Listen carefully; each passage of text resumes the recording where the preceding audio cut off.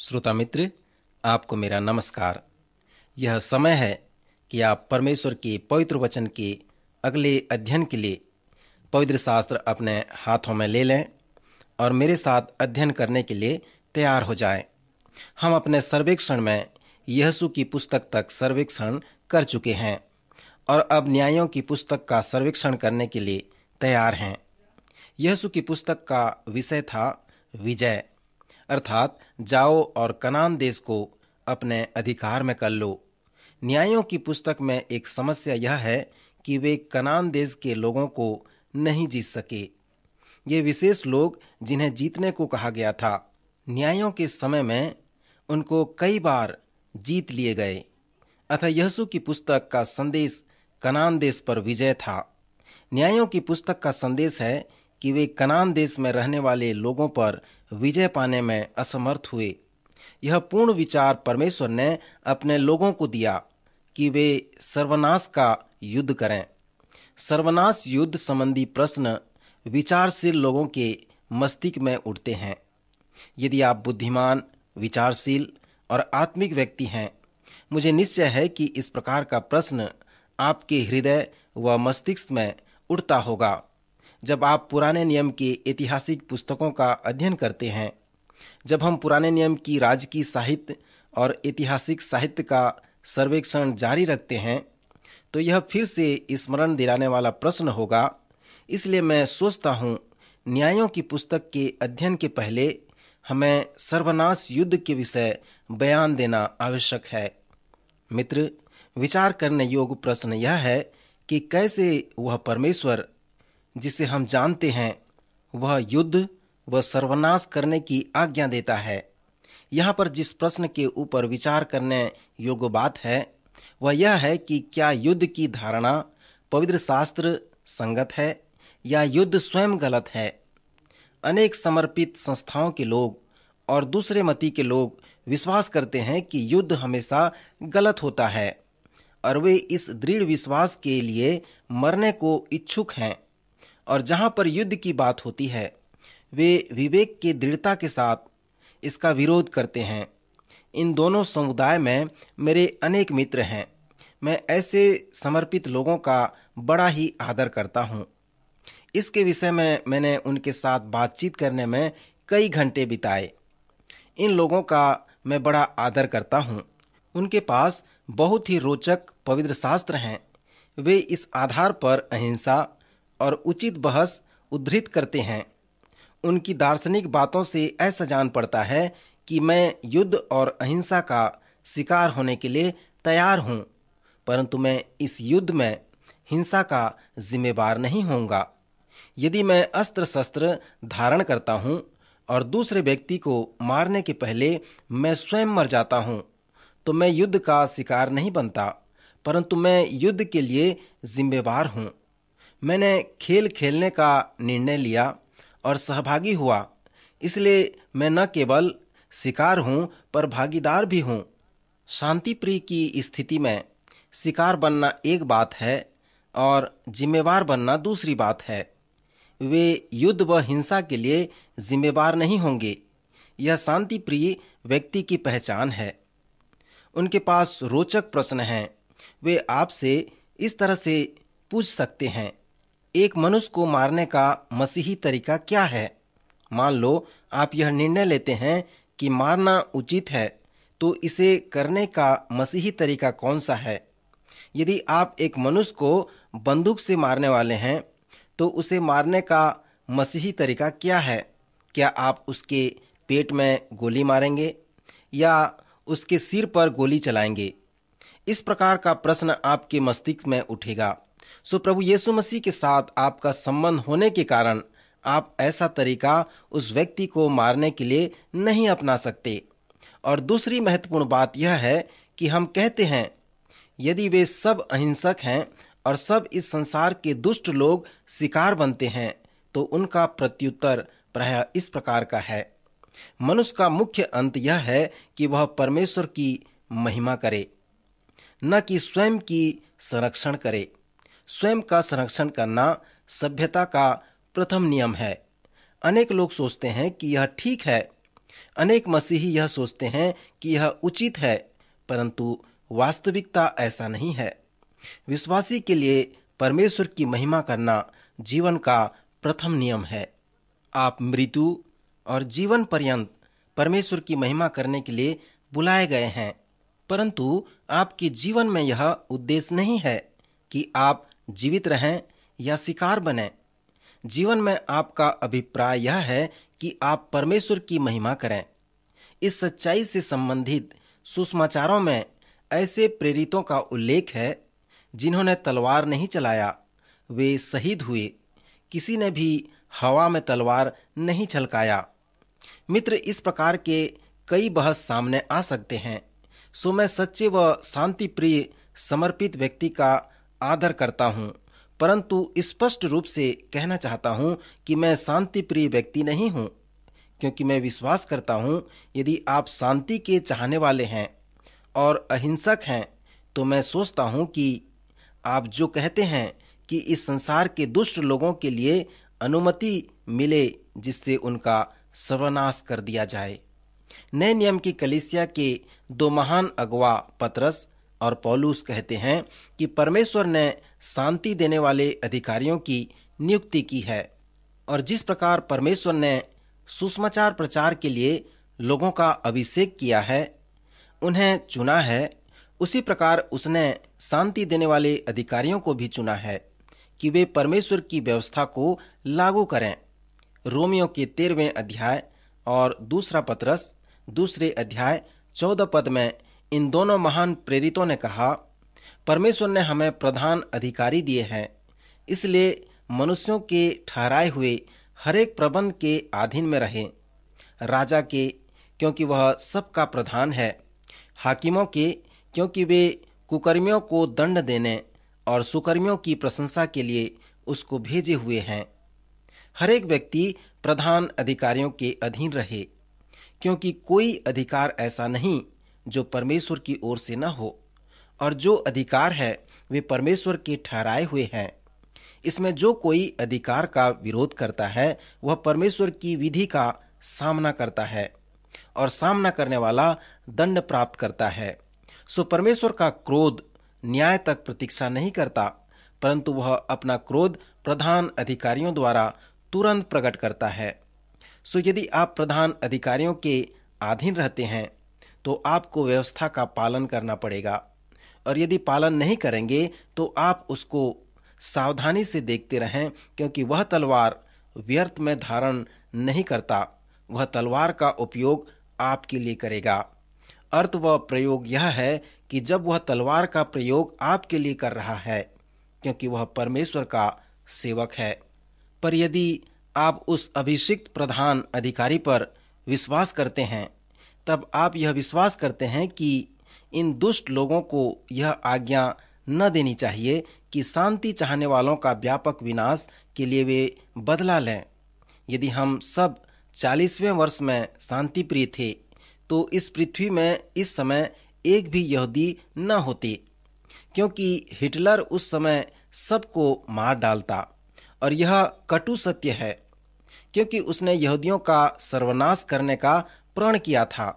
श्रोता, मैं विश्वास करता हूं कि यदि सहयोगी सेना यूरोप और अंत में बर्लिन नहीं गई होती, तो आज के दिन तक एक भी यहूदी जीवित नहीं बचते। मुझे ऐसा जान पड़ता है कि बहुतेरे शांति चाहने वालों ने संसार के हिटलरों को युद्ध की अनुमति दी। मैं पौलुस व पतरस पर विश्वास करता हूँ, जिन्होंने रोमी 13 और पहला पतरस 2 अध्याय 14वें पद को लिखा। आप सेना के बल पर विश्वास करते हैं। जब आप इस स्थिति में हैं तो आप दृढ़ सुरक्षा पर विश्वास करते हैं और युद्ध में भी विश्वास रखते हैं। जनरल आइजनहावर, जो साहसिक सेना का प्रमुख था, जिसने नारमंडी पर अति आक्रमण किया और बाद में बर्लिन के प्रत्येक स्थान में गया और एक दिन राष्ट्रपति बन गया। उसकी माता शांति प्रिय महिला थी। जब 5 दिन तक 20वीं वर्षगांठ का समारोह मनाया गया, सो अंग्रेज साहसिक सेना ने 2 सेनापति का साक्षात्कार किया, और इस साक्षात्कार में वाल्टर क्रोनकाइट ने सेनापति से पूछा, क्या यह सत्य है कि उसकी माता शांति प्रिय महिला थी जो उसके लिए समस्या का कारण थी? जब वह सबसे बड़े जल सेना की अगुवाई कर रहा था जो कभी भी एक नहीं हुआ था, सो यह उसके लिए समस्या का कारण था। सेनापति आइजनहावर ने कहा, हाँ, वह पड़ाव था जिसमें एकाग्रता की भावना थी जो स्वतंत्र किया जा चुका था। मृत्यु पड़ाव में मैंने देखा कि नजीज ने क्या किया। दोबारा शांति की भावना को मैं बर्दाश्त नहीं कर सका। मैं इस निष्कर्ष पर पहुंचा कि हिटलर का नजीमवाद संसार के लोगों के शरीर के लिए कैंसर के समान था, और यदि यह कैंसर था तो उसे साधारणतः काट के फेंक देना था। जब मैंने मृत्यु के पड़ावों को देखा तब यह प्रश्न मुझसे सहा नहीं गया। श्रोता मित्र, यदि आप विश्वास करते हैं जैसे सेनापति आयसन ने किया कि इस संसार में दुष्ट लोग हैं, परमेश्वर चाहता है कि उसका क्रोध उन पर भड़के। क्या आप सेना की ताकत पर विश्वास करते हैं? और क्या आप अभिषिक्त अधिकृत प्रधान अधिकारियों और युद्ध पर विश्वास रखते हैं? मेरे पिता ने युद्ध में बड़ी लड़ाई लड़ी थी। वे उस विश्व युद्ध को कहते हैं जब सब युद्धों का समाप्त हो गया था, जिसे उन्होंने सन 1918 में लड़ा था। 20 वर्ष के पश्चात उसके पुत्रों ने वही जानकर उन्हीं लोगों के साथ लड़ाई की जो 1918 में लड़े थे। प्रथम विश्व युद्ध में जब हमने जर्मनी को जीता तब हमने सर्वनाश का युद्ध नहीं लड़ा। यह धोखापूर्ण विजय भी नहीं थी, क्योंकि 20 वर्षों के बाद वे दोबारा युद्ध करने के योग्य थे। मैं विश्वास करता हूं कि वियतनाम का युद्ध बहुत ही गंदा था। मेरा एक भाई वहां पर 39 महीने तक था और मैं नहीं सोचता कि वह इतना महीना अच्छे से व्यतीत किया होगा। वियतनाम में नियम कानून नहीं थे। मेरे भाई के एक अच्छे मित्र थे जो मारे गए क्योंकि छोटे छोटे बच्चे उन पर चढ़ के, उनके ऊपर बैठ के उन्हें हथगोले फेंक दिए और उन्हें मार डाला। मित्र, युद्ध जो है भयंकर भय और विनाश का कारण होता है। युद्ध तीव्रगामी, निर्णायक व विजयी होता है। युद्ध वास्तव में भयंकर और डरावना है। सो मित्र, आइए हम सब मिलकर न्यायों की पुस्तक का सर्वेक्षण करें। जैसे हम न्यायों की पुस्तक में आते हैं तो हम एक ऐसे पुस्तक का अध्ययन करते हैं जो इब्रानी इतिहास के 400 वर्ष को बताता है, जो इतिहास की एक बड़ी संख्या है। उत्पत्ति और निर्गमन के बीच का समय 400 वर्ष का था और पुराने नियम और नए नियम के बीच का समय भी 400 वर्ष का था। फिर न्यायों की पुस्तक भी 400 वर्ष के समय का वर्णन करती है। यहोशू की पुस्तक का प्रारंभ मूसा की मृत्यु और यहोशू मूसा का उत्तराधिकारी बनता है। इससे यह पुस्तक प्रारंभ होता है। न्यायों की पुस्तक के आरंभ के वाक्य में यहोशू की मृत्यु का वर्णन है। फिर उसकी मृत्यु के पश्चात प्रजा में नेतृत्व की कमी हुई। यहोशू अपनी नेतृत्व की भूमिका अदा करने के लिए उत्तराधिकारी को प्रशिक्षित करने में सफल नहीं हुआ। इस परिप्रेक्ष्य से इस पुस्तक में नेतृत्व का बयान शून्य है और इससे यह अर्थ निकलता है कि यहोशू उत्तराधिकारी को प्रशिक्षण देने में असफल रहा। यह मनुष्य एक महान अगुवा था और परमेश्वर के कार्य में उसने एक बड़ा योगदान दिया था, परंतु इससे उस पर नकारात्मक प्रभाव पड़ा और इससे ऐसा जान पड़ता है कि वो एक उत्तराधिकारी को प्रशिक्षित नहीं कर सका। श्रोता मित्र, न्यायों की पुस्तक के माध्यम से हम यह जान सकते हैं कि सभी न्यायों ने अपने उत्तराधिकारी को प्रशिक्षित नहीं किया जो उनकी नेतृत्व की भूमिका अदा कर सकें। जब तक न्यायी जीवित रहे तब तक अच्छा नेतृत्व था, परंतु जब उनकी मृत्यु हुई तो वहां अगुवे नहीं रहे और नेतृत्व में कमी पाई गई। पवित्र शास्त्र की अनेक पुस्तकों की भांति न्यायों की पुस्तक के लेखक का नाम भी अज्ञात है। यह ऐतिहासिक समय हमें यहोशू की मृत्यु से लेकर शमूएल की पुस्तक तक पहुंचाता है। जिसमें 400 वर्ष का समय है। न्यायों की पुस्तक का मुख्य पद हमें बताता है कि इस ऐतिहासिक समय में इसराइल में कोई राजा नहीं था और हर एक मनुष्य ने वही किया जो उनकी दृष्टि में अच्छा था। यह बात न्यायों की पुस्तक में हमें 4 बार कहा गया है और न्यायों की पुस्तक का मुख्य बयान यही है। यहाँ पर ऐसा जान पड़ता है कि राजतंत्र के समय उनके पास राजा था और उसी ने यह बयान व्यक्त किया था। फिर भी जब हम पीछे देखते हैं तब वहां पर नेतृत्व शून्य था। सो वहां पर जो कोई भी हो, नेतृत्व की कमी थी। अनेक विद्वान विश्वास करते हैं कि न्यायों की पुस्तक का लेखक शमूएल था और राजतंत्र के समय में उसने इस पुस्तक को लिखा था। फिर यहोशू की मृत्यु के बाद न्यायों ने इब्रानी ऐतिहासिक समय की कड़ी को 2 पुस्तक जो शमूएल के नाम से जोड़ा गया है।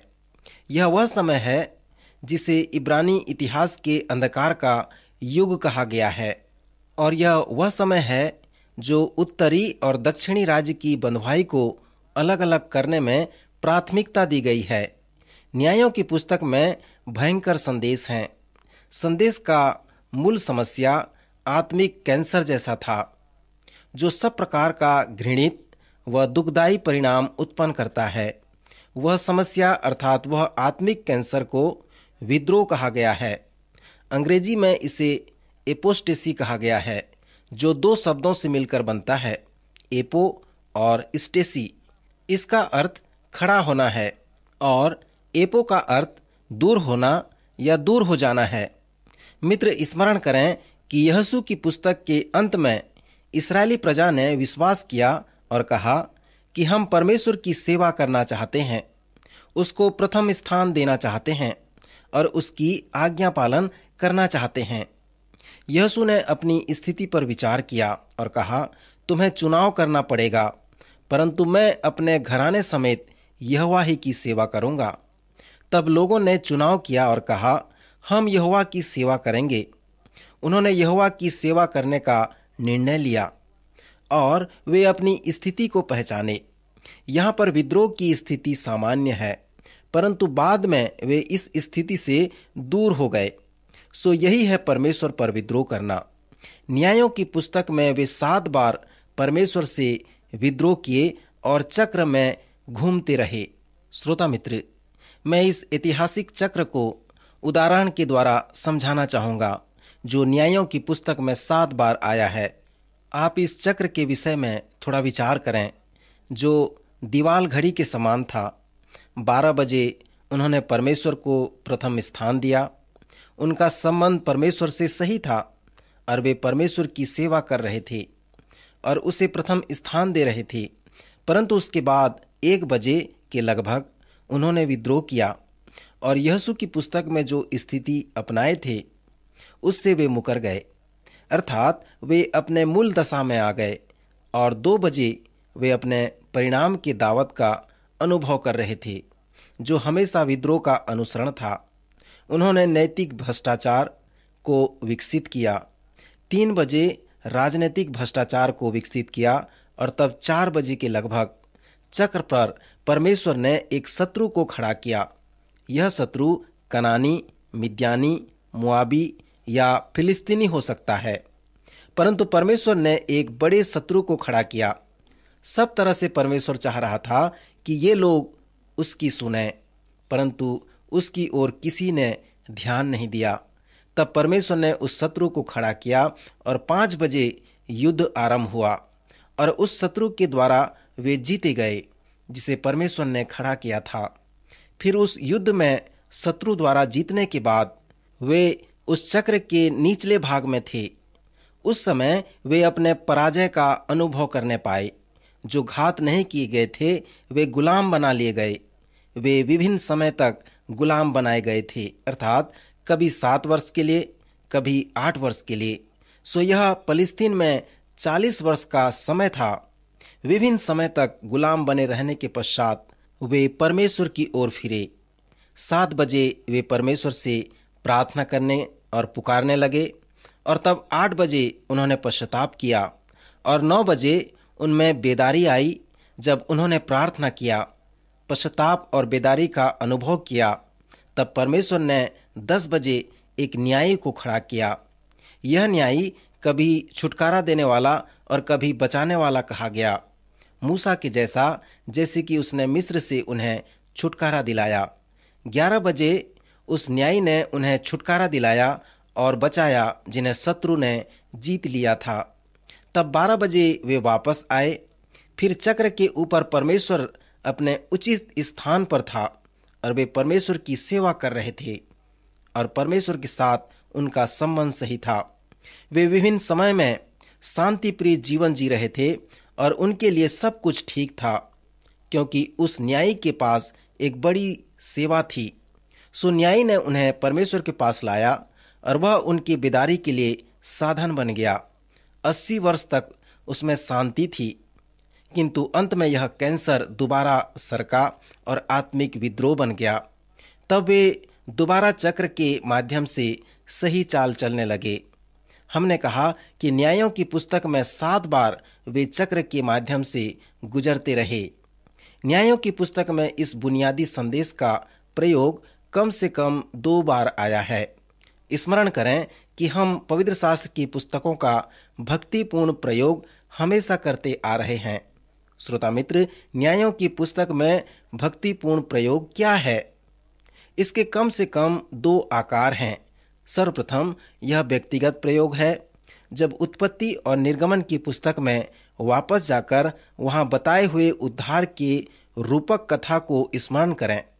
यदि हम अपनी तस्वीर उद्धार के दृष्टांत में देख सकते हैं और उद्धार के लिए अपनी पहचान बनाते हैं और मिस्र से उनके छुटकारे में अपनी पहचान बनाते हैं, जैसा कि हमारे पाप से हमारा छुटकारा है, और यदि हम कनान जाने में और कनान पर भी अपनी विजय में अपनी पहचान बनाते हैं, तो हमारे सामने एक ऐसी तस्वीर उभर कर आती है कि हमें हमारे आत्मिक मिस्र से छुटकारा मिला है और हम प्रतिज्ञा के देश के आत्मिक आशीष में प्रवेश किए हैं।